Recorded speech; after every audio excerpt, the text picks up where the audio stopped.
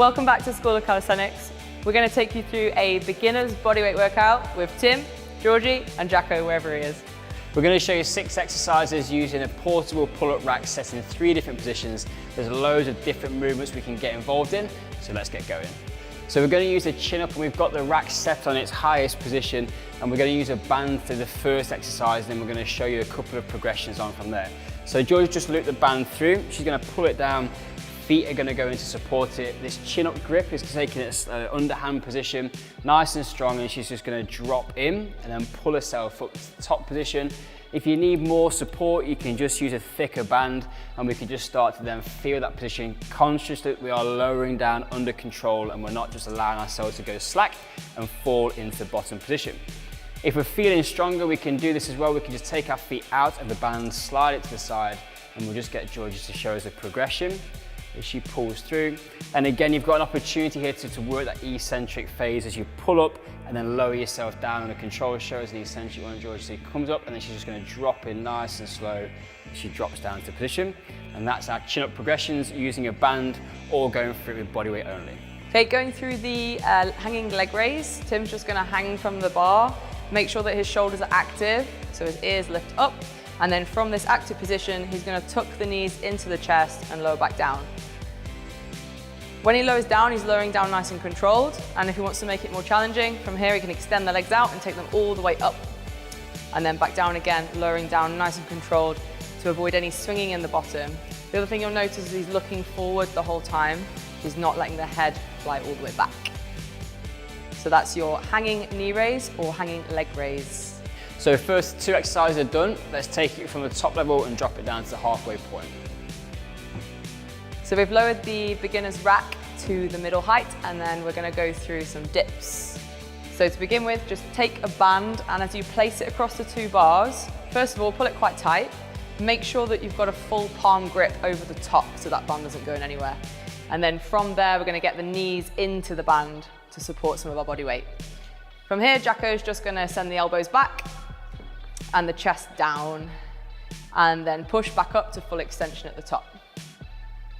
Notice at the top, what he's not doing is sinking down into the shoulders. He's really pressing his ears up to the ceiling, and then from there, he goes back down into his dips, sending the elbows behind and pushing back up to full extension. So from here, we can give a negative dip variation a go. Just take the band away, jump your body to the top, nice and active through the shoulders at the top. And then from here, send the elbows back nice and slow down into the bottom. If you've got plenty of strength here, feel free to push up to the top and do the full dip. Just like that. There you go. And that's your dip.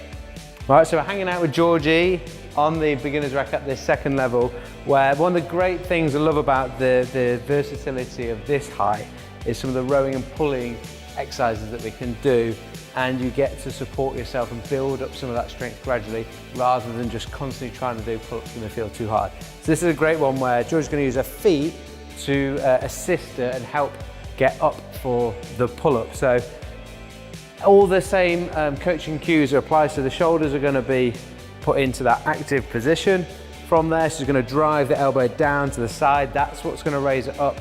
Chest touches the bar and slowly controls back down. There's no point in trying to rush these. We're trying to build strength. So we are going under control, keeping tension through the shoulders, through the arms. Nice active position. We do another nice one with the elbow. When the elbow drives down and reaches and goes back behind to the side, that's her getting up to the top. Your job is not to try and stand up with your feet and just use your hands slightly and do it nice and fast like that, because we're not going to be building strength. So your feet are there to help you and assist you to do the action of this pull-up that we're trying to do, but they're not there to do the job for you. If that starts to feel good, and when that starts to feel good, you're going to pull yourself up to the top using as least amount of effort for your feet as possible. Once you're at the top, can you actually take the feet off the floor, hold, and then slowly lower down without any support? So we're just working on that eccentric portion as you build up the strength to do our full pull-ups. That is a great way to use a little bit of assistance at this lovely middle height for the beginner's rack. Let's drop it down to the final height.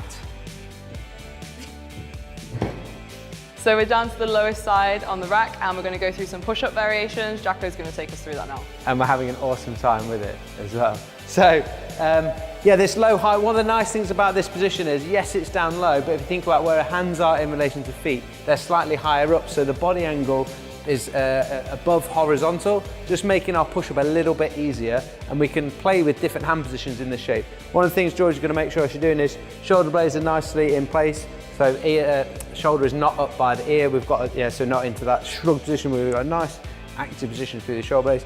Tummy's sucked in tight, ready to take a punch, and abs are on, bum's on tight.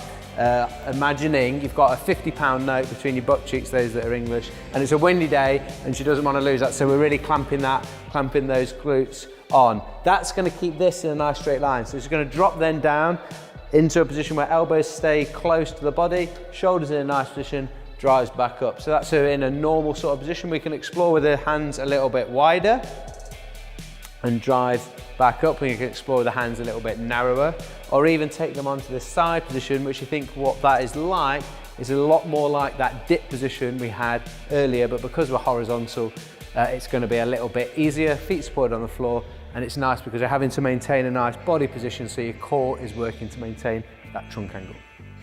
The last exercise that I'm going to demonstrate is going to challenge our core as well in this press-up position, when we're going to be stepping up and down in this plank position. George is going to explain what's going on. So if Jacko starts on the floor in a plank position, nice and active through the shoulder, so he's pushing up through the upper back, belly switched on, if I was going to punch him in the stomach, and then squeezing his butt nice and tight like he's trying to crack a walnut between his butt cheeks. And then from here, all he's going to do is start to walk the hands up onto the bars and back down again. Take a look at his hips, because actually what we want to try and avoid doing is rocking the hips excessively side to side.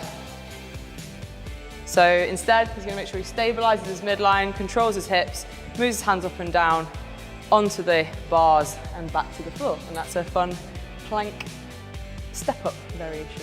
So they're the 6 exercises we have for you today for this workout, but obviously they can vary and they can change. So depending on where you're doing this at home, at the gym, what type of equipment that you've got available to you, feel free to adapt those. But what we want you to do is work with the principles that we put in place around how you can make them slightly easier, so regress them or make them a little bit harder as you try to explore your different ranges of motion, different ways that you're moving and building strength at the same time.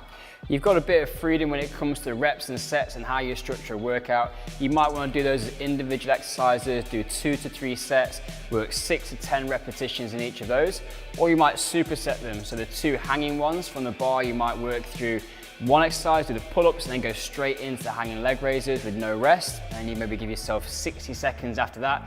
Or you can go through a big circuit and do top to bottom 6 exercises on the balance, mixing it up, keeping it all fresh. It's entirely up to you. Do whatever you feel is going to have a nice effect on what your training goals are, what you enjoy, but most of all, have fun with just moving your body weight through some progressively more challenging exercises in different positions. If you like the look of the beginner's rack and the versatility that it gives you, we have those available on our website, so check those out. They ship worldwide, so anybody, anywhere can get them. And if you haven't checked out the virtual classroom where all of our online training and programs are, make sure you have checked out at schoolcalisthenics.com, and you'll see the link through to the virtual classroom where you can find out everything that is in there and engage with all the students that are working hard to redefine their impossible alongside us. Till next time, Class dismissed.